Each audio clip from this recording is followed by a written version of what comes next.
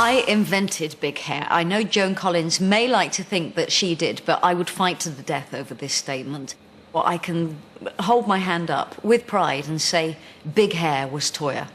If you look back over old Tomorrow's Worlds, you see I completely embraced the idea of big hair.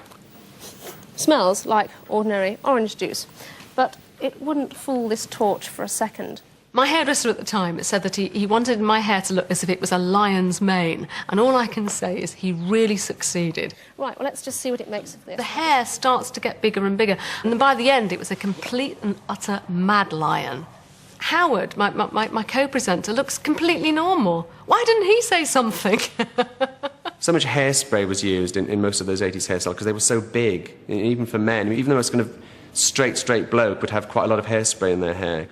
If you're going to wear a kind of bouffanty type hairstyle, you've got to use tons and tons of hairspray. And in those days, they used to have all the CFCs in them, so it didn't really do the atmosphere too much good. Bucket loads of hairspray.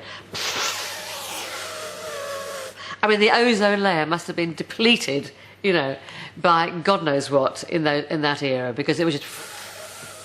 For us black kids, oh my gosh, if you weren't throwing away a jumper a week for all the shit that was falling off of your hair with all that curly perm gunk on it, then you just weren't human. I used to use Stay Soft Fro and Soft and Free and non-drip curly permits and all sorts of stuff. Probably the worst of the 80s has to be Pat Sharp.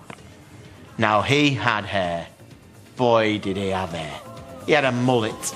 I would say I had one of the greatest mullets of the 80s.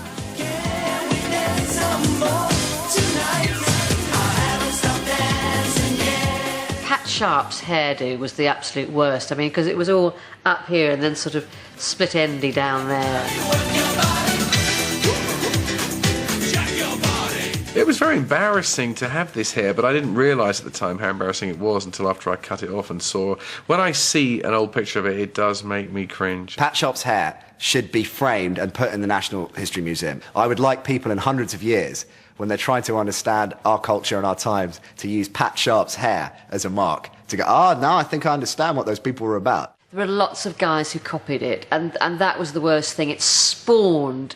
you know, thousands of disasters, you know, so for that you could never forgive him.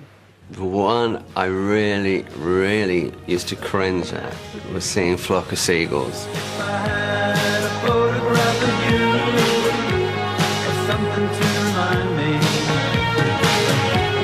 I wouldn't spend my life just wishing. And that hairdo was definitely a no-no. Flock of Seagulls had ridiculous hair then. We knew it. We know it now.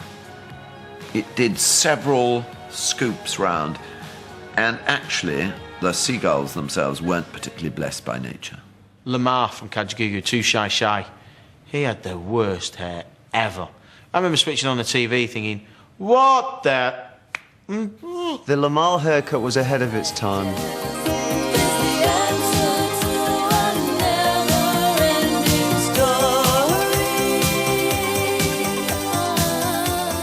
I suppose you could say it constantly looked like a bad hair day. I mean, I could wake up and do nothing to my hair because it just looked fine.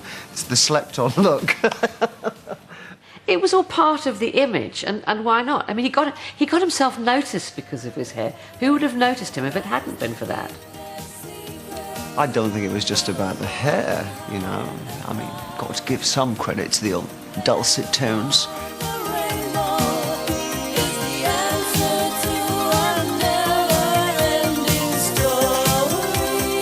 There was no such thing as a bad hair day for me. My hair was sticking up, sticking out, and saying that bad hair is good.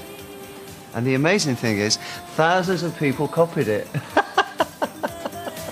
Just shut up, Mom. Just keep quiet about it, you know? You didn't invent penicillin, okay? You created a ridiculous haircut, so just keep stum, I think.